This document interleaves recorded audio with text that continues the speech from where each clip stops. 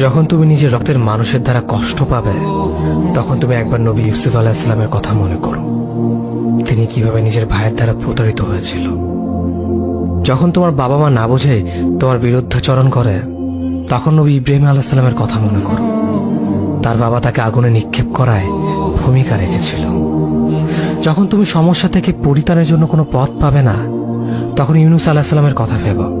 তিনি কতটা সময় তিমি মাছের পেটে আটকা পড়েছিল। যখন তোমার নামে কেউ মিথ্যা অপবাদ ছড়িয়ে দেবে, তখন মা আয়েশা রাদিয়াল্লাহু আনহার কথা মনে করো। তার নামে পুরো শহর জুড়ে কুৎসা রচনা করা হয়েছিল। যখন তুমি অসুস্থ ব্যথার যন্ত্রণায় কাঁদতে থাকো, তখন নবী আইয়ুব আলাইহিস সালামের কথা ভেবো। তিনি ভয়ঙ্কর এক ভাইরাসজনিত রোগে আক্রান্ত হয়ে তোমার থেকে বেশি কষ্ট পেয়েছিল। যখন তুমি দিনের কোনো বিধান নীতিতে যুক্তি খুঁজে পাও না, তখন নবী নূহ আলাইহিস সালামের কথা ভেবো। তিনি কোনো প্রশ্ন ছাড়াই মরুভূমিতে নৌকা তৈরি করেছিল।